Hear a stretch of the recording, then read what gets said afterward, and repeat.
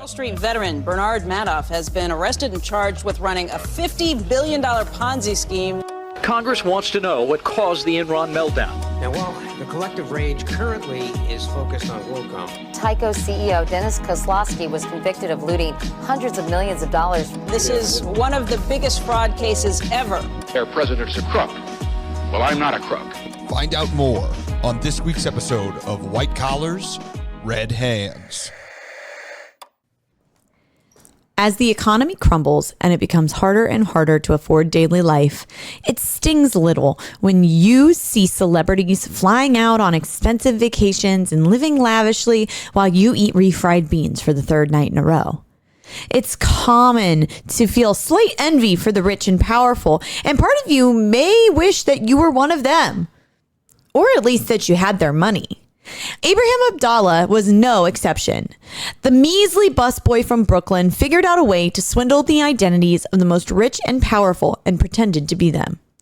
How did he do it? Find out on this week's episode of White Collars, Red Hands.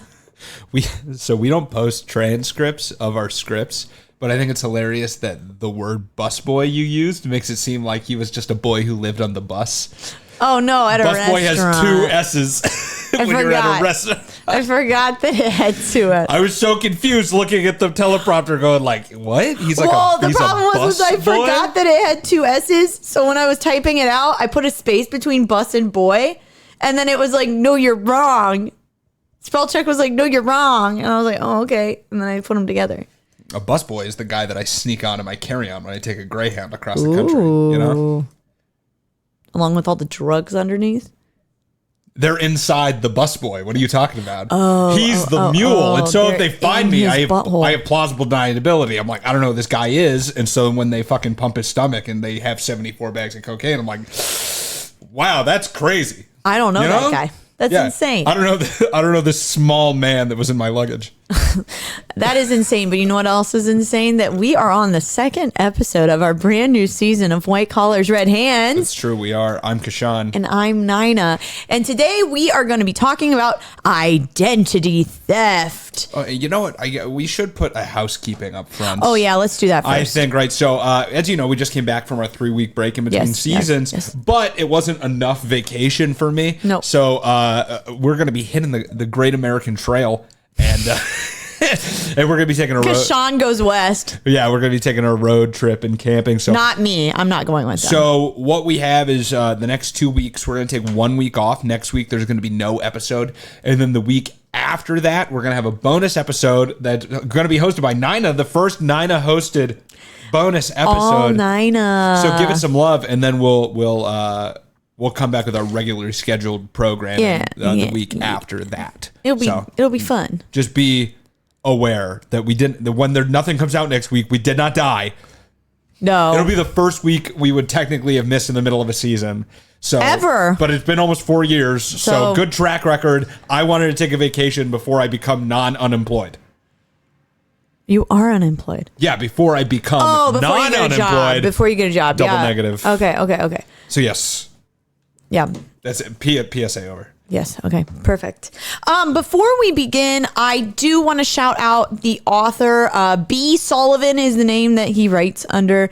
Can't remember if it's Bob or Bill, but he wrote the book Your Evil Twin: Behind the Identity of Theft Epidemic. And a lot of my information today came from that book. So I just wanted to give him a shout out. The book isn't all about Abraham Abdallah, the focus of our story today.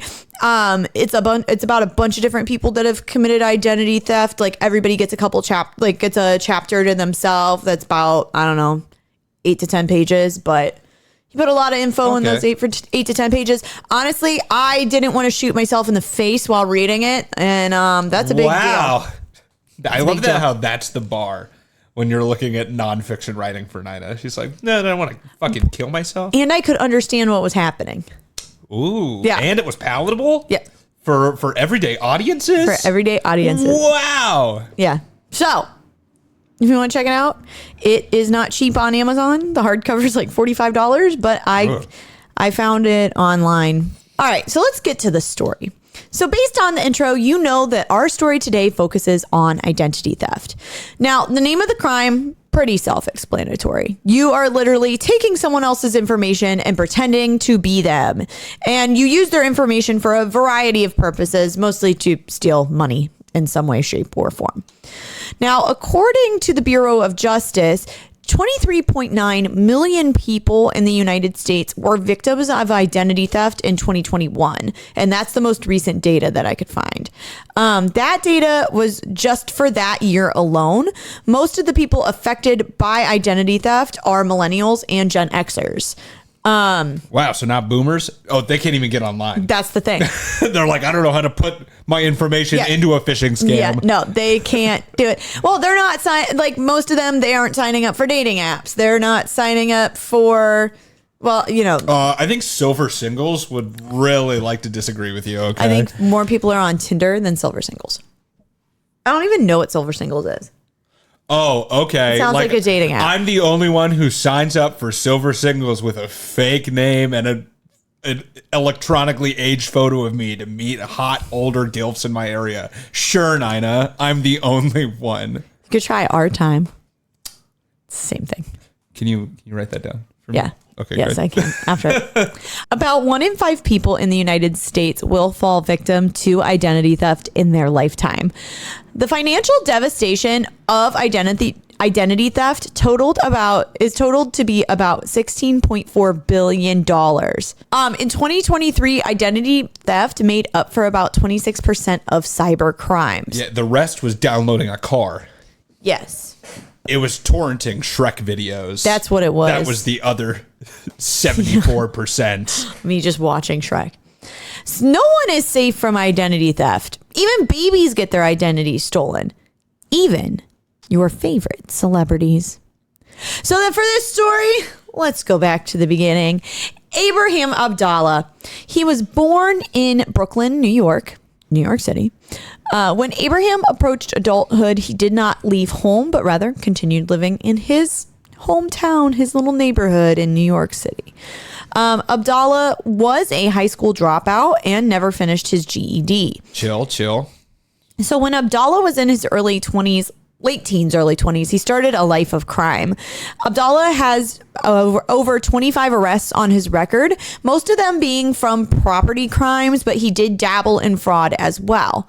One of his arrests was because he was trying to deposit a fake $50,000 check in the Virgin Islands. This was when he was like in his early 20s. And that landed him in prison for a couple of years. In the 80s, Abdallah was busted for getting credit cards using fake letterhead. So he was able to sign up for these credit cards with information that wasn't his. He got in trouble. One of his things he loved to do was he loved to and this will come back around later. He loved to get letterhead from businesses or make a letterhead that looked like it was something official and then get stuff that way. So bro just fell in love with Microsoft Publisher. Yeah, he fucking loved that shit. The first time that he was arrested for credit card fraud, Abdallah received a lighter sentence if he participated in a video that would help train people in fraud prevention. And it was called The Crime of the 20th Century. And it was for the United States Postal Inspector's Office. And they used this video so when all this was happening, the story we talk about happens in the early 2000s. And in the early 2000s, they were still using this training video. I would have to think they've updated it now, but bro traded an acting gig for time for less off. Honestly, I've done acting gigs for less. Yeah, I'm assuming for far free. Less. Yeah, for free. Absolutely. Not even craft services. Just for free. The exposure, Nina. It was. I got paid in exposure. But although he did that training video and helped others learn about fraud prevention and crime identity theft prevention, it didn't really make an impact on him. He himself did not. What's the word I want to use? He did not rehabilitate himself. I don't think he watched the final cut. No, he probably didn't. I don't think they sent him they're like, here's the final cut. You think he had a red carpet premiere? Yeah. No, I don't think he watched this video. He had a meet and greet, a Q&A session after they showed it in the training. They're like, and this is Abraham Abdallah, the star of the real fraudster in front of us. So by the time he was 32, Abdallah really wasn't where he wanted to be in life. The college dropout was working as a busboy at a restaurant in Carroll Gardens, which is a neighborhood in Brooklyn. At the time, Abdallah was, and I'm sure his appearance hasn't changed very much, but at the time, Abdallah was described as chubby and unkempt. It seemed like life wasn't really going anywhere. And to be honest, it doesn't really change a whole lot. However, Abdallah was about to make a decision that would change his life forever. While looking at the Forbes 400 Richest People issue, Abdallah got an idea. He would steal the identity of the people on the Forbes 400 list. What a great idea. Oh, man, this Jeff Bezos guy has a lot of money. I should just become Jeff Bezos. What if I was Jeff Bezos? What a good idea. This is like the stupidest thing you can think, which is funny because he's on here, which means it at least kind of worked. Oh, you'll find out that it did work. Which I guess if you're going to steal, here's the thing though. If you are going to steal someone's identity, you need to steal it from someone who's rich. Because if you steal the identity of your average Joe Schmo, they're going to probably find out pretty quickly that you've made a purchase in their name. I mean, unless you open a credit card that they somehow cannot get any sort of access to. Which they do. But now, granted, this was 2000, like end of the 90s, 2000, 2001. You didn't have credit report apps or online banking like you do now. So back then it would be a little bit easier to rip off your average regular person. When did those freecreditreport.com commercials come out? All right, probably like 2005. A little bit 2005 after this. Because of this? No, I'm just kidding. Maybe, I don't know. I just feel like someone rich has like a whole team of people. You feel like at some point someone would be like, hey, did Jerry do this? Yeah, you do. But like, here's the thing. If you are only taking like a couple $100s at a time, or maybe even a couple $1,000s at a time, they're really not going to... Drop in the bucket. Yeah, it's a drop in the bucket. They're not going to notice it. Like, it could very well be their wife's Pilates class. And like, they're not seeing that they're missing $5,000. Fair enough.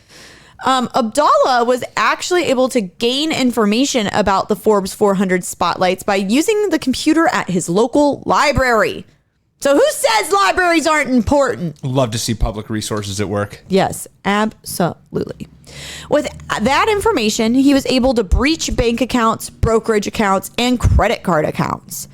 Abdallah was able to do this by going back to his roots and relying on some tactics that had helped him succeed the first time that he committed fraud.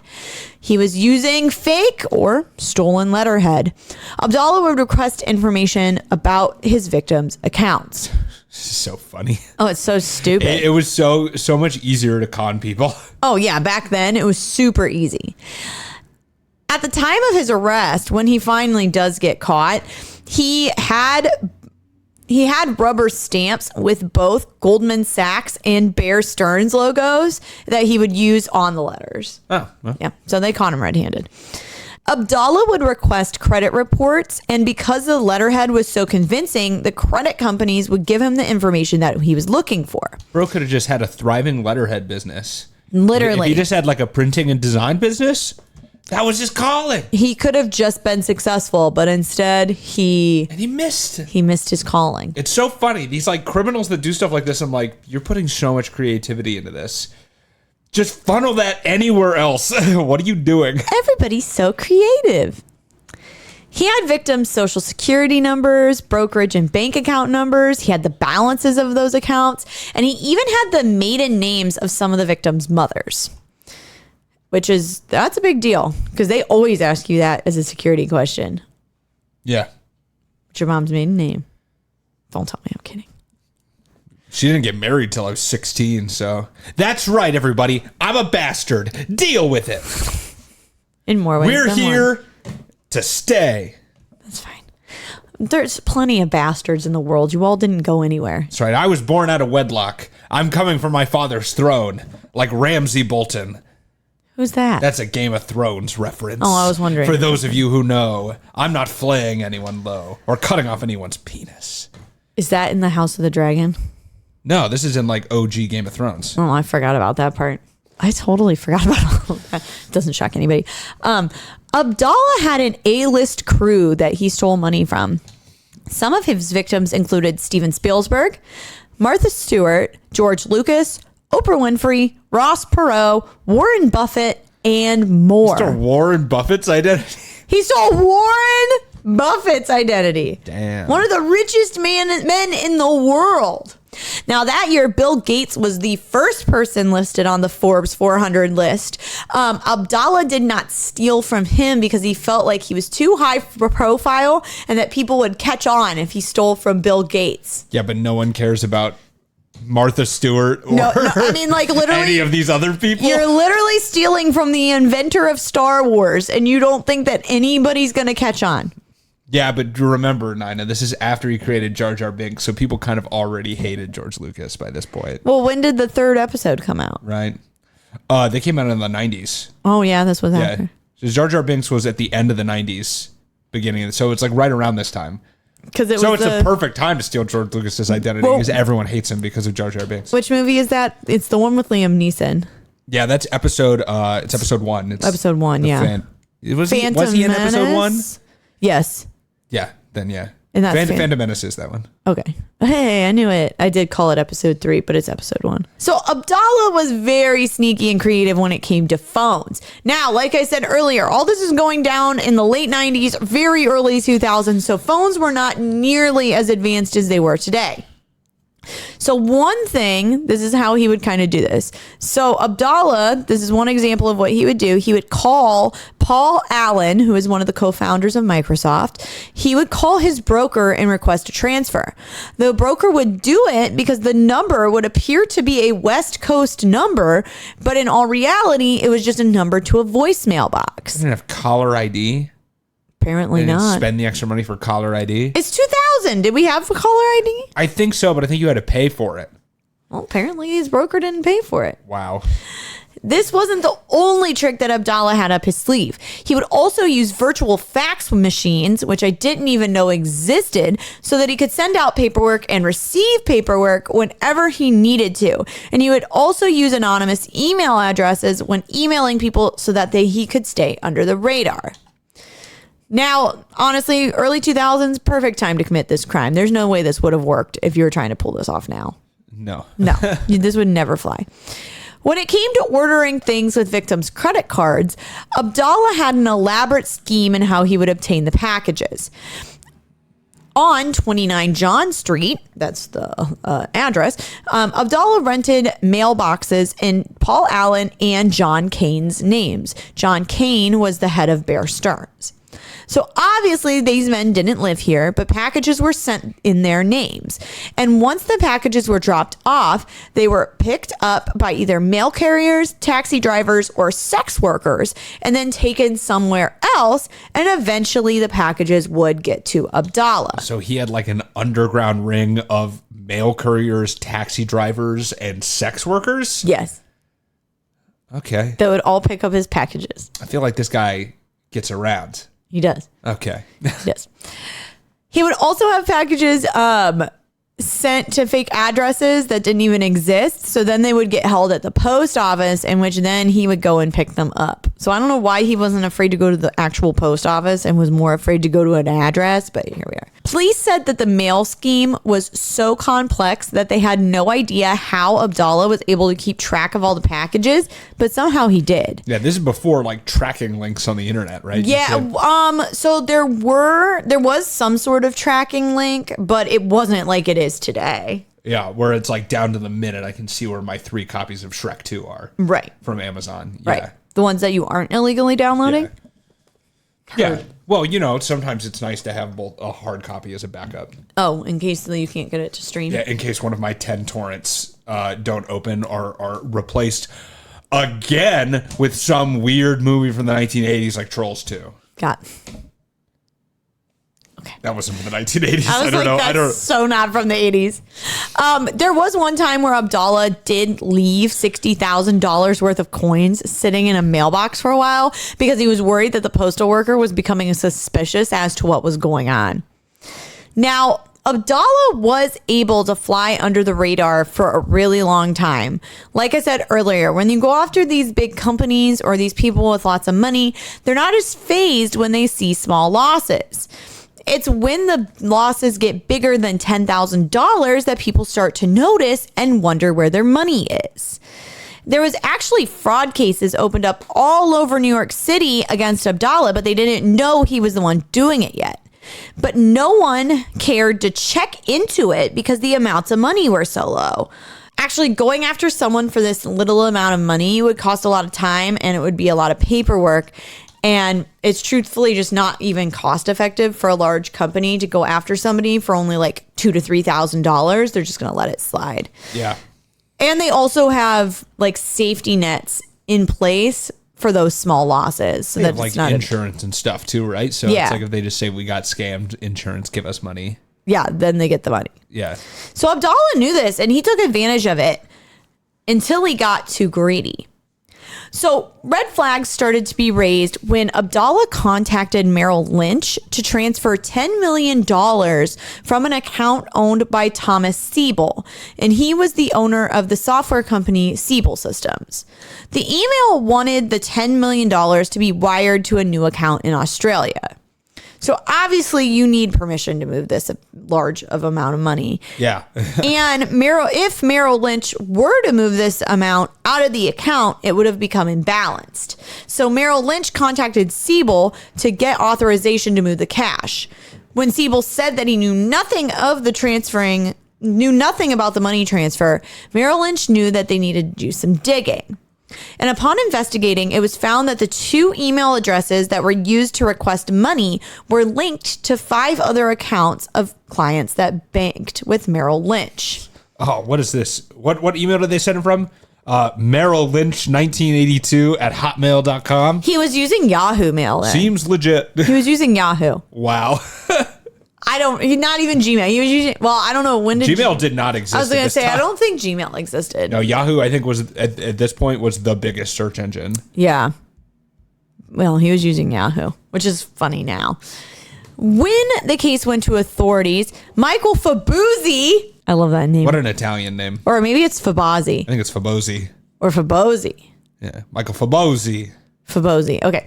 Well, when the case went to authorities, Michael Fabosi took it over. And along with Lieutenant Kenneth Ling and Sergeant James Doyle, it was discovered that the email addresses were being used all around town.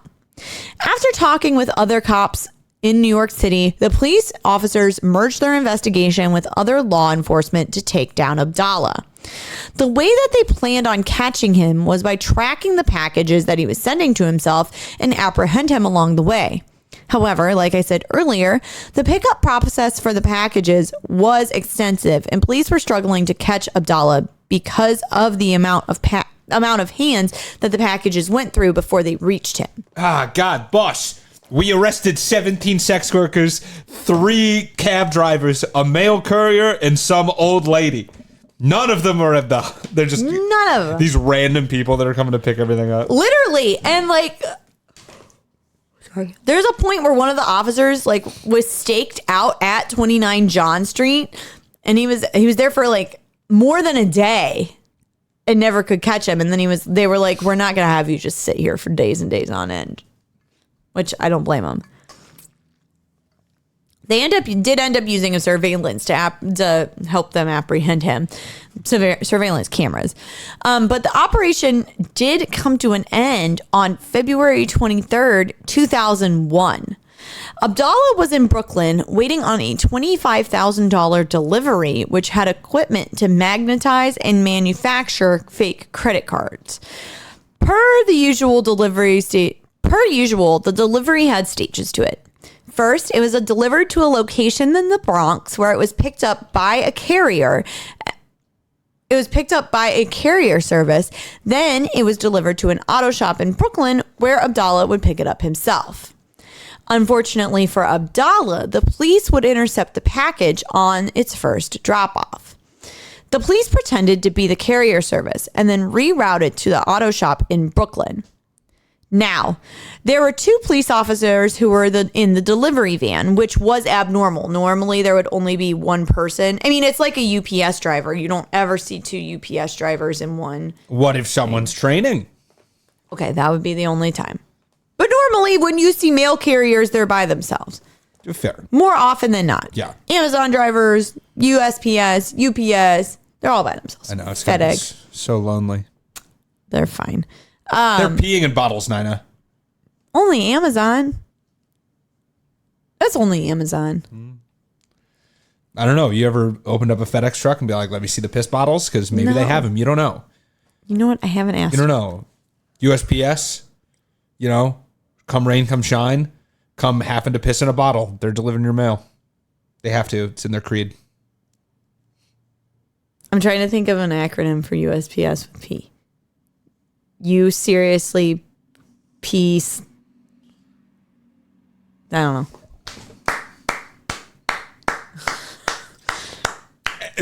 Give her all the all the comedy awards. You seriously give her all the sir? awards for all of the jokes. You win. I don't. You're uncontested on the mountain of comedy. Oh my god. What did you even say? You pee, sir, and then couldn't get. They were out of order. You couldn't get the last letter. You seriously pee, sir? That's not what you said at first. That took you a solid 45 minutes. Oh, I know. I did. It 45 seconds of the gears grinding up there. It took me a minute. It did take me a minute.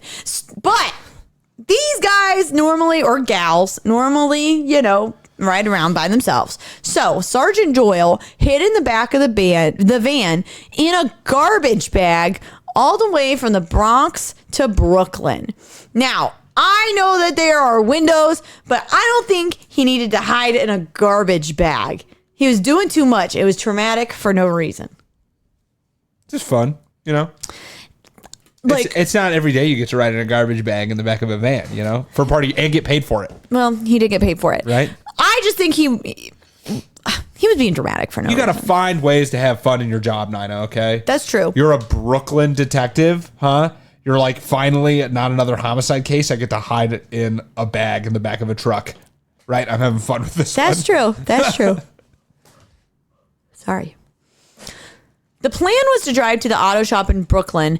And when Detective Days, that's the police officer who was driving the van, when he said, "Have a nice day," Doyle would jump out of the van and handcuff the suspect. The only issue was when they handcuffed the suspect, it was really just the auto shop worker. It was not Abdallah. And he was frantically explaining that he was just there to accept the package and that he had no idea what was going on.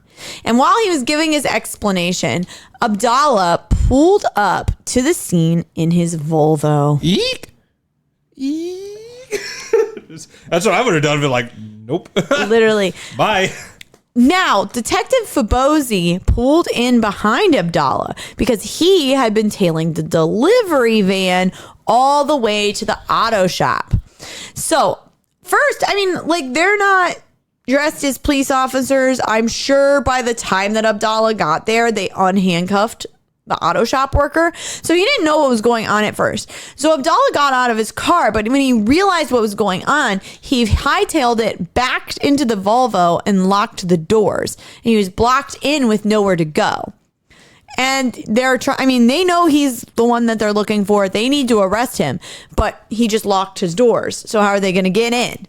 Well, Detective Forbes noticed that the sunroof of the Volvo was open, and so he dove into the sunroof.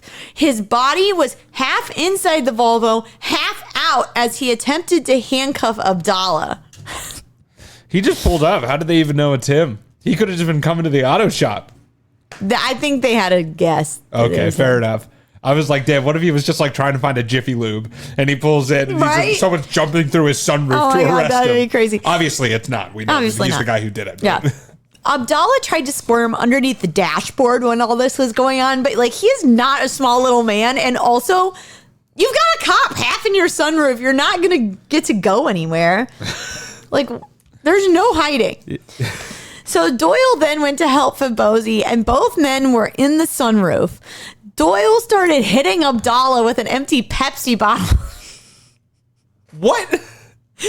Stop resisting. Bonk, bonk, bonk, bonk, bonk. It's so silly.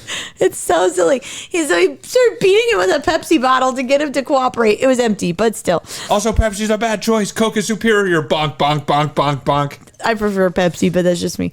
I'm an RC Cola man. It's because you were poor. How dare you? No, I like Mountain Dew because I was poor and trash. Thank you very much. That's just which as is a Pepsi expensive product. as Coke. Anyways, if this had been in 2024, this shit would have gone viral. It's absolutely hilarious. I would have loved to see that go down. Like these two men half into the sunroof beating the guy with a Pepsi bottle. It sounds hilarious. It's funny. Upon his arrest, officers found a copy of the Forbes 400 magazine sitting in Abdallah's passenger seat. And it was dog-eared with people's account numbers. Like I said before, account numbers, balances, mother's maiden names, social security numbers, and more. He just wrote had them it with them. He just wrote them in the magazine? He like would put like sticky notes in it and then like make notes. That's so funny. I don't know why that's so funny to me, but that's Well, hilarious. it sounds like it's just crazy. so easy to lose too. Yeah. Like, why is it just with you in the car? He has to remember. He's like, what if someone calls and they're like, I mean, maybe, yeah. they're like, Mr. Buffett? He's like, My account number can you is. provide your mother's maiden name, please? Yeah, give me a sec. I have to remember it. I mean, Warren Buffett is old. He was less old 24 years ago. That's true. Well, this magazine being right there was all the evidence that police needed. And Abdallah had stolen the identities of over 200 people on the Forbes 400 list. He got halfway through. Yeah, halfway through. Damn. It was found that Abdallah had access to billions of dollars during this time. What is crazy is while he was doing all this, he was still working as a busboy. And he was sometimes committing crimes while he was at work. Hustler's got to hustle. Hustler's got to hustle. I was a busboy for a little bit. You can have some time to commit a crime every now and again. Yeah. Depending on how busy it is. Yeah. Yeah. Yeah. Depending on how good you are at your job. Yeah. Go in the walk-in, commit a crime real quick, go out, bus table 17. You know, it's just how it goes. I met you when you were a busboy. Yeah, for sure. That's crazy. In an interview, Forbes stated that Abdallah was one of the best I ever faced as a criminal. What? Yeah. I don't think he's faced some good criminals, is what that is. Nah. When he was on trial, Abdallah claimed that he was on medication for depression and obsessive compulsive disorder. He also claimed that he didn't do any of this for the money, which I don't believe. Then what did he do it Then for? why did you do it, sir? That doesn't make any fucking sense. I just wanted to feel like Martha Stewart for a little bit. Okay, guys? I wanted to look like her. All right. I just wanted to like know what it's like to make a beautiful centerpiece for a laid back Halloween dinner party. I just wanted to be in Better Homes and Gardens. Like, that's all I've ever wanted. I wanted to make a tasteful cocktail recipe, guys. Come on. Abdallah was quoted saying, "I wish I could say this was all about the money. Then I'd have a reason to explain why I ruined my life." Nah, I don't believe you. All right, dude. In October of 2002, Abraham Abdallah pled guilty to 12 counts of wire fraud, mail fraud, credit card fraud, conspiracy, and identity theft. His sentence was rumored to be, he was either going to get convicted for 11 years in prison to 288 years in prison. I couldn't find out how long he actually went to prison for, but from what I could find, he did serve some time. It definitely was not 11 years. But he definitely did go to jail for this crime. So, yeah, if anyone can find that, I also tried to look, and it looks like it's not readily available online. no. How long that he served without doing like a FOIA request or something to the New York court system. It was interesting. I couldn't find any like actual legal documents. I couldn't even find like the affidavit for this. Maybe record keeping around 2001 in New York wasn't great. Yeah, that's what I was like. Well, this case is 20 years old. That's why I can't find any like official government documents, which was annoying. Well, I mean, specifically in New York in 2001, maybe there was some issues with bureaucracy. Oh yeah, because of like that big life-changing event that happens. Yeah. I forgot about that. This was like a month after 9/11. Yeah, he literally got arrested in early. It was a year afterwards. It was October of 2002. It was a year, but they were still. Yeah, so he got arrested a few months before and then sentenced like a year after. So I'm assuming that maybe there was just some stuff. Yeah, they had a lot going on then. So that makes sense. Does make sense. But if anybody does know by any chance how long he went to jail for, we would love to know. So let us know. So Abraham Abdallah was a career petty criminal who ended up being... let me start that over. Abraham Abdallah was a career petty criminal who ended up being one of the biggest cases of identity theft to date. For his time, Abdallah was a smart criminal, taking advantage of systems that didn't have enough checks and balances to use the cash of those who would never miss it. Unfortunately, his dream came to an end inside that 2000 Volvo in Brooklyn. Abraham Abdallah is now remembered as one of the biggest identity theft criminals of all time, a legacy no one wants to have. Yeah, it seems like a lot of legislation and more protections were put into place directly because of this case. Yeah. So that's kind of interesting. It's kind of like how Enron caused Sarbanes-Oxley, right? It's like this caused a lot of tighter restrictions around identity absolutely. protection. Yeah. Which is becoming obviously more and more prevalent, important as we move into the information and internet age. Yeah, because in 2016, it was estimated that someone gets their identity stolen every 2 seconds, but that number is higher now because of our increase in technology and more access to information on the internet. Yeah. Yeah, you got to be really careful about all that stuff. It's pretty scary. It's scary stuff. Definitely get identity theft alerts with your bank will have identity theft alerts that you can sign up for. I would highly recommend doing that. I'm not an expert by any means, but yeah, neither am I. But look it up. There's stuff you can do. Yeah, we'll leave it there. one easy way to not get your credit card stolen is if you're getting gas, don't use your credit card at the pump. Go inside. I quit doing that though, so yeah, I definitely used it at the pump, but I check it to see if there's a skimmer on top. Yeah, I don't even know what that skimmer looks like. I what I do is I pull on the place where you put your credit card in to make sure that someone hasn't put another one on top of it that takes your credit card information as you swipe it. Oh, interesting. Tap if that's available. That's more secure. Yeah, tap is more secure.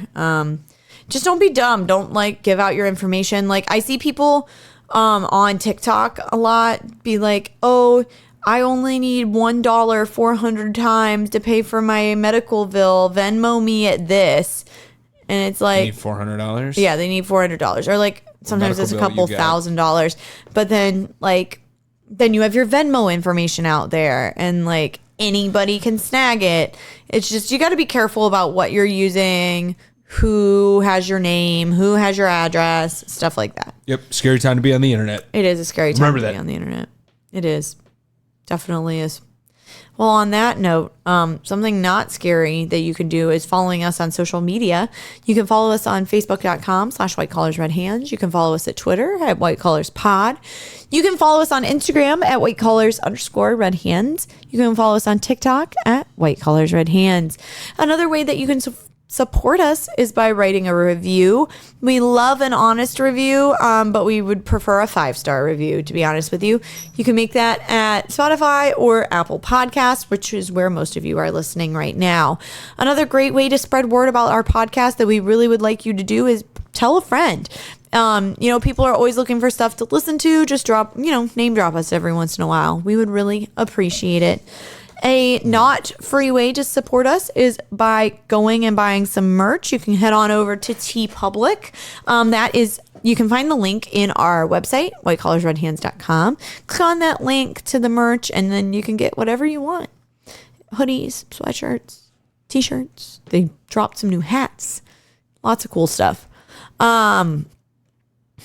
There's something I forgot. Oh, if you hear about a white collar crime and you think that it would be really interesting for us to cover that, you can either DM us on any of our social media platforms, or you can send us an email at whitecollarsredhands@gmail.com. There you go. I was about to say Facebook.com. I was about to say, how you forgetting that one? It's all the same. It's White Collars, Red Hands. No, I almost said Facebook.com again. Fair enough. But that's not where you email us. Yeah. And I think that's it. Yeah, just remember, once again, next week off, then a bonus episode, then we're back. Yes. All right. Thank you so much for listening. And then you will get my first ever solo performance next time you listen. I'll see you next time on another episode of White Collars, Red Hands.